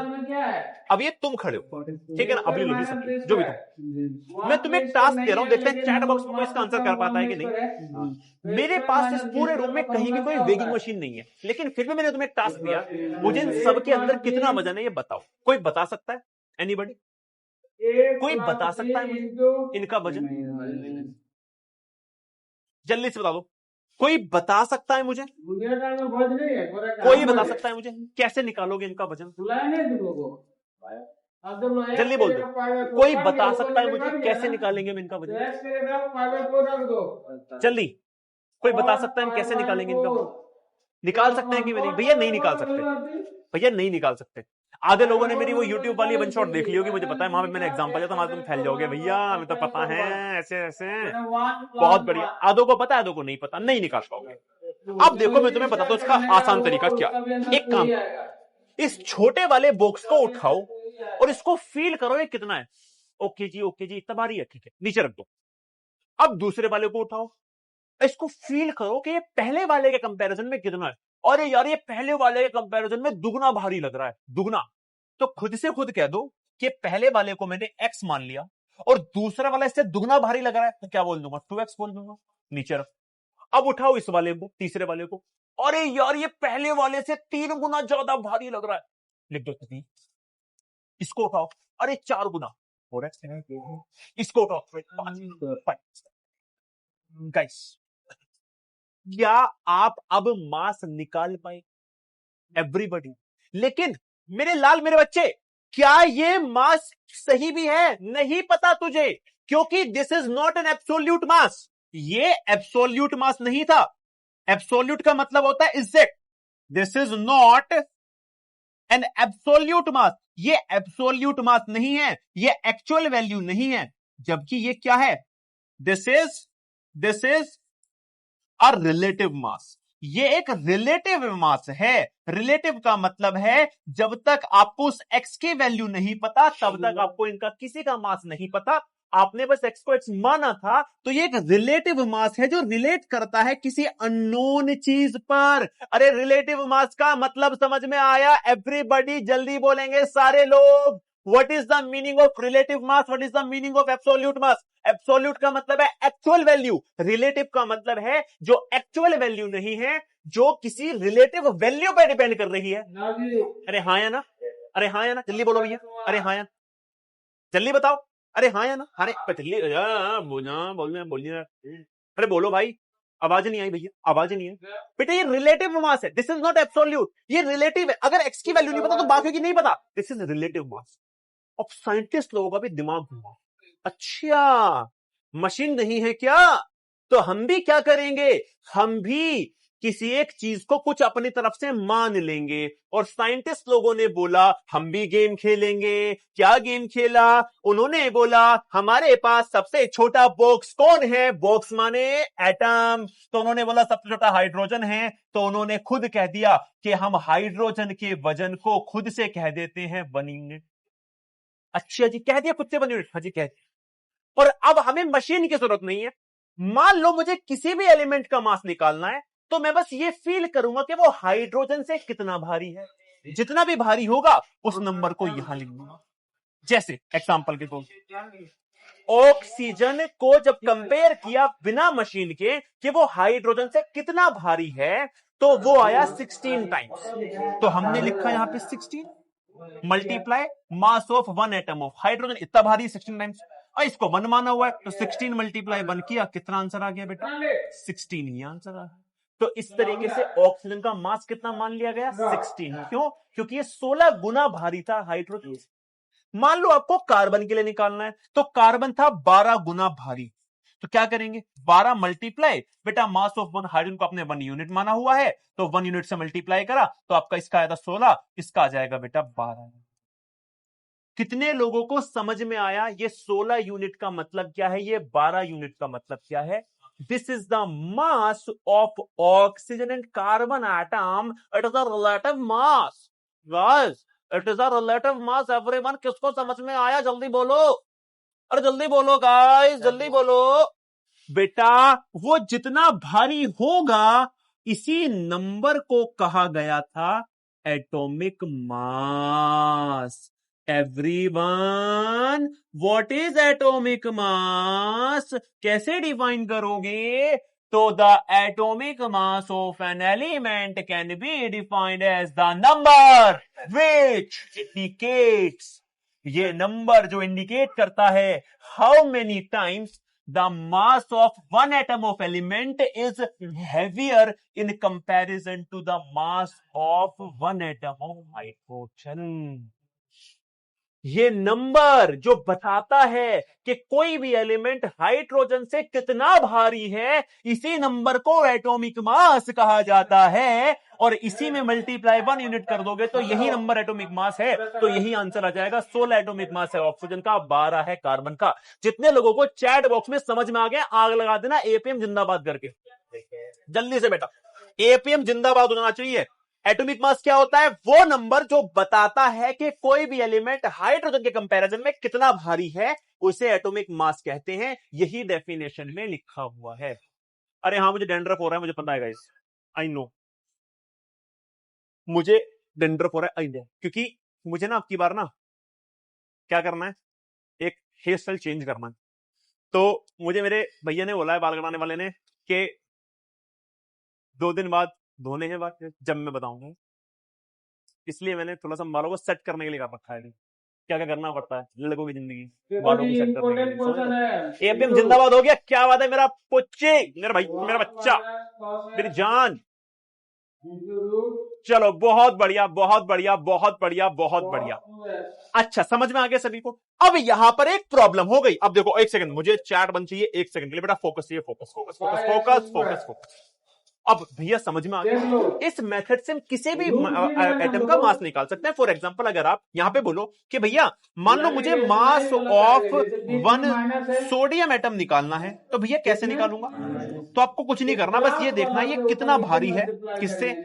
मास ऑफ 1 हाइड्रोजन एटम से। आप देखोगे कितना भारी है भैया। 23 गुना रहा था, तो आप लिख दोगे 23, तो लिख दो 23 मल्टीप्लाई, इसको आपने 1 यूनिट माना ही हुआ है, तो ये आपका आ जाएगा 23 यूनिट। इस तरीके से आप बेटा एटॉमिक मास निकाल। लेकिन फिर एक घड़ी आई, उस घड़ी में साइंटिस्ट लोगों का दिमाग चमका एकदम से। वो कह रहे हैं कि हम जो हर बार कितना भारी है कितना भारी है, ये बड़ा कंफ्यूजन सा हो रहा है। कैसे कंफ्यूजन हो रहा है? फिर ऐसे कंफ्यूजन हो रहा है, पता है क्या दिक्कत आ रही है? दिक्कत ये आ रही है कि हमें एक एटम उस एलिमेंट का लेना है, एक एटम हाइड्रोजन का लेना, लेकिन यार हाइड्रोजन तो हमेशा डायटोमिक फॉर्म में होता है ना, H2 मॉलिक्यूल। तो कैलकुलेशन में बड़ी कंफ्यूजन सी रहती है कि हम हमेशा 2 एटम से कंपैरिजन कर रहे हैं, मतलब मजा सा नहीं आ रहा। चलो मजा सा नहीं आ रहा, कोई बात नहीं, चलो मान लेंगे मजा सा नहीं आ रहा। तो फिर साइंटिस्ट लोगों ने सोचा कि यार हाइड्रोजन में थोड़ी थोड़ी प्रॉब्लम है। क्या क्या प्रॉब्लम थी? एक तो हाइड्रोजन अकेला नहीं है, आइसोलेटेड नहीं है, अकेला नहीं है जो डायरेक्टली रख के निकालने। हमें कैलकुलेशन में थोड़ा सा मेंटेन करके रखना था, क्योंकि वो हमेशा डायटोमिक फॉर्म में होता है, तो अच्छे से कंपैरिजन हो नहीं पा रहा। दूसरी बात, हाइड्रोजन के बहुत सारे आइसोटॉप होते हैं, अभी दिखाया 1H1 1H2 1H3। तो बड़ा कंफ्यूजन रहता था कि हम जो कंपैरिजन कर रहे हैं किसी भी एलिमेंट का, वो कौन से वाले से कर रहे हैं, बड़े वाले से कर रहे हैं, छोटे वाले से किससे कर रहे हैं। कंफ्यूजन सा है, मजा सा नहीं आ रहा। चलो जी, मजा सा नहीं आ रहा, मान लिया। और प्रॉब्लम देखते हैं। फिर hydrogen extremely light in weight है, हाइड्रोजन अत्यंत हल्का है। जब वो कंपैरिजन करते हैं ना, थोड़ी सी हवा चल गई तो हाइड्रोजन हिलने लगा, और हल्का इतना यार, समझ रहे हो बात को, तो बहुत हल्का है। तो ये भी प्रॉब्लम हो रही है, कैलकुलेशन इनएक्यूरेसी में प्रॉब्लम आ रही है। फिर हमने देखा कार्बन। कार्बन एक तो बहुत ज्यादा एक्सट्रीमली स्टेबल एलिमेंट है, हर जगह अवेलेबल होता है, हर जगह हर चीज में अवेलेबल होता है। दूसरा, कार्बन के भी आइसोटोप होते हैं, कार्बन के भी आइसोटोप होते हैं। मजे की बात देखो, कार्बन का एक आइसोटोप ऐसा होता है, 3 आइसोटोप होते हैं अपना C6 और C6। एक होता है अपना 12, एक होता है 13 और एक होता है 14, है ना। इसके 3 आइसोटोप होते हैं। कि जो कार्बन का जो ये वाला है ना, ये जिसका 12 मास है, ये बड़ा ही स्टेबल था। क्या था? स्टेबल। एक और मजे की बात बताता हूं मैं तुम्हें, इसमें एक और बड़ी मजेदार बात थी। क्या मजेदार बात थी? मजेदार बात समझना ध्यान से क्या थी, अभी लिखने के लिए टाइम दूंगा, टेंशन मत लेना। जब तुम यहां पर ये देख रहे थे ना कि ऑक्सीजन कितना भारी है, आपने लिख दिया 16। ये एग्जैक्ट 16 नहीं होता, 16.00 कुछ एक तो डेसिमल होते हैं, कुछ छोटे मोटे डेसिमल होते हैं। आप सोडियम में भी देखोगे तो 23 पॉइंट समथिंग कुछ ना कुछ डेसिमल होते हैं।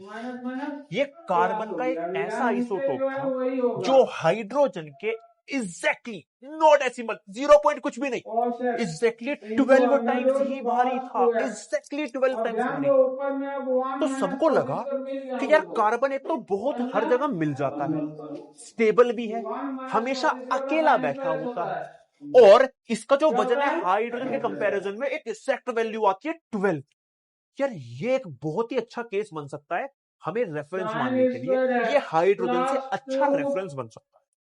4 कार्बन दिखे, कौन कौन से कार्बन दिखेगा जल्दी से बताओ। पेपर में कोई पूछेगा कि वैसे तो कोई पूछेगा नहीं, कोई नहीं पूछेगा कार्बन को रेफरेंस क्यों लिया, क्योंकि एनसीईआरटी में नहीं है इसके बारे में। मैं समझाना चाहता हूं, तुम्हारे दिमाग में भेजे में इन डेप्थ नॉलेज देना चाहता हूं, इसलिए मैं ये बता रहा हूं। तो आपको ये चारों बातें याद रखनी है, जिनमें से चौथी बात सबसे इंपॉर्टेंट है कि जो कार्बन का ये वाला आइसोटोप होता है ना 12 वाला, इसका मास 12 होता है, ये हाइड्रोजन से एग्जैक्टली 12 टाइम्स होता है। बाकी सब में डेसिमल होते हैं, 16 पॉइंट समथिंग, 23 पॉइंट। अभी मैं उतारने का टाइम दूंगा, बस समझ लो एक बार। मैं पीछे गया, मैंने इस वाले फॉर्मूले से, जो तीसरे वाला नंबर का फॉर्मूला दिख रहा है, तीसरा वाला ये वाला, mass of one atom of any carbon is equal to 12 multiply this, है ना। क्या मैं यहां से mass of one atom of hydrogen की वैल्यू निकाल सकता हूं? ये निकाल सकता हूं। कैसे निकालूंगा? अगर मैं इस 12 को उधर भेज दूं तो ये डिवाइड में आएगा, है ना। तो mass of one hydrogen atom आ जाएगा, ये 12 इधर आएगा तो कैसे हो जाएगा, 1/12 हो जाएगा। किसके इधर आएगा, इसके इधर, multiply by mass of one carbon atom. क्या सभी को बात समझ में आई? मैंने क्या किया, मैंने अपने, जब मैंने हाइड्रोजन को रेफरेंस माना था तो मैंने कार्बन के लिए भी निकाला था, जो कि एग्जैक्टली 12 आ रहा था। तो मैंने क्या किया, इसी फॉर्मूले से mass of one atom of hydrogen की वैल्यू निकाली, 12 को उधर मिला के, जो कि डिवाइड में, है ना। ये आगे मेरे पास, अच्छा भैया आ गया। अब मुझे इसकी वैल्यू मिल गई कार्बन की फॉर्म में, और मैं क्या चाहता था कि हाइड्रोजन को हटा के कार्बन को बुला दूं। तो क्या मैं अब अपने उस वाले फॉर्मूले में इस इक्वेशन का यूज करके डायरेक्टली इस वाली बात को, इसे तो ऐसे लिखा रहेगा, मास of one atom of an element, कोई भी एलिमेंट का जो मास निकालेंगे वो आप कैसे निकाल पाओगे, यहां पे वो कितना भारी है, लेकिन किससे भारी है, किससे भारी, 1/12 मास ऑफ वन कार्बन एटम से। और यही फॉर्मूला आपको एनसीईआरटी में दिया हुआ है गाइस। यकीन मानना मेरा, आपको एनसीईआरटी ने बताया नहीं हुआ कि ये फॉर्मूला कैसे आया नीचे वाला, और ना ही कोई आपको इस लेवल तक समझा सकता होगा कि ये फॉर्मूला डिराइव कैसे हुआ है। सब डायरेक्टली रटने के लिए बोल देते हैं, बट शुरुआत से ही बोला था कि पूरी लेवल क्लास इतनी इन डेप्थ कराने वाला हूं ना कि तुम्हारा एक कॉन्सेप्ट तुम्हें नहीं लगेगा कि यार ये हो क्यों रहा है भाई, है ना। तो हमने पूरा फॉर्मूला डिराइव कर दिया। एवरीबॉडी जल्दी से मुझे बताएंगे कितने लोगों को ये वाला फॉर्मूला कैसे आया है, एनसीईआरटी ने कहां से दे दिया। जल्दी से मुझे बताएंगे सारे लोग कि भैया बहुत ही तगड़े लेवल पर समझ में आ गया है। APM in the chat box, APM जिंदाबाद, एपीएम पार्टी जिंदाबाद। जल्दी से बता दो मुझे सारे लोग। जिसको नहीं आया मैं रिपीट करूंगा, टेंशन ना लेना। जिसको नहीं आया आई विल रिपीट। तुम्हारे लिए कहूं भाई, तुम्हारे लिए तो नहीं था, क्यों टेंशन लेते, मैं रिपीट करूंगा, है ना। जब भी मैंने जेई और नीट का बैच लिया है तभी मैं इसको करवाता हूं। बोर्ड्स में 11th क्लास में अब मैं इसको हर बार कराता हूं, क्योंकि मैं किसी भी बच्चे को नहीं चाहता कि उसको ये ना लगे कि यार खाली 11th पढ़ रहा हूं तो ये मुझे समझ भी नहीं आया। नहीं बोल, तुम्हें समझ, ठीक है। चलो, जितने लोगों को नहीं समझ में आया मैं एक बार रिपीट करता हूं, ध्यान से देखो। तो हमने शुरुआत कहां से की बेटा, हमने शुरुआत कहां से की, मैं रिपीट कर रहा हूं, ध्यान से देखो। हमने शुरुआत की कि भाई रिलेटिव एटॉमिक मास या फिर रिलेटिव मास कैसे निकालते हैं। हम किसी एक को रेफरेंस मानेंगे, जैसे कि यहां पे ये रेफरेंस माना और इसे रेफरेंस को एक्स माना, तो हमने बाकी सबका रिलेटिव मास निकाल दिया। इसको रेफरेंस माना था और इन सबके रिलेटिव मास हमने निकाल दिए। क्या निकाल दिए थे, रिलेटिव मास हमने निकाल। यही टेक्निक साइंटिस्ट लोगों ने लगाई, किसमें, एटम्स में। कैसे लगाई, उन्होंने बोला कि हम हाइड्रोजन को रेफरेंस मान लेंगे 1 यूनिट, और फिर ये देखेंगे कि कोई भी एलिमेंट हाइड्रोजन से कितना भारी है, वही उसका एटॉमिक मास होगा और वहीं से उसकी वैल्यू निकल जाएगी, क्योंकि हमने हाइड्रोजन को तो 1 माना है। वही 16 मल्टीप्लाई 1 करेंगे 16 आ जाएगा, 12 मल्टीप्लाई 1 करेंगे 12 आ जाएगा, 23 मल्टीप्लाई 1 करेंगे 23 आ जाएगा। अच्छा, ये सब कुछ हो गया था, ये सब कुछ हो गया, हाँ भैया हो गया था। हम खुश थे, हाइड्रोजन से बहुत खुश थे। लेकिन फिर साइंटिस्ट लोगों ने और रिसर्च की, पता चला कि भाई इसमें तो दिक्कत है। इसमें दिक्कत है, क्या क्या दिक्कत है। एक तो कंपैरिजन में बड़ी कंफ्यूजन होता है, क्योंकि हाइड्रोजन डायटोमिक होता है, H2 में एग्जिस्ट करता है, मजा नहीं आता। दूसरा, हाइड्रोजन के आइसोटोप होते हैं, 3 आइसोटोप होते हैं, समझ में नहीं आ रहा किससे कंपैरिजन कर रहे हैं। तीसरा, हाइड्रोजन बहुत लाइट इन वेट है, कैलकुलेशन प्रॉब्लम यूज दिखाई दिया कि कार्बन का एक आइसोटोप बहुत स्टेबल है और उसका मास एग्जैक्टली 12 है, ना कोई डेसिमल ऊपर ना कोई डेसिमल नीचे, एग्जैक्टली 12 है। तो हमने सोचा कि यहां से इसको हटाएंगे और कार्बन को लाएंगे। अच्छा, जब कार्बन को लाएंगे, ठीक है भैया, कार्बन को ले आएंगे, लेकिन लाएं कैसे। तो मैं फिर पीछे गया और मैंने जो यहां पे सॉल्व किया था, ये वाला जो थर्ड वाला मेरा पार्ट है, यहां से मैंने मास ऑफ वन हाइड्रोजन एटम की वैल्यू निकाली। कैसे? इस 12 को उधर डिवाइड में भेज के। तो मेरे मास ऑफ वन हाइड्रोजन एटम की वैल्यू आ गई है, और अब इसको उठा के मैंने वहां पर बेटा पुट कर दिया, और जैसे ही मैंने पुट किया मेरा नया फॉर्मूला बन गया। यहां पर जो भी नंबर आता है उसे ही क्या कहते हैं हम लोग? एटॉमिक मास कहते हैं। तो ये आपका एटॉमिक मास का फॉर्मूला डिराइव होता है। जल्दी से सारे लोग बताएंगे, क्या मजा आ गया है? एवरीबॉडी उतार लिया क्या? This is the last topic, don't worry.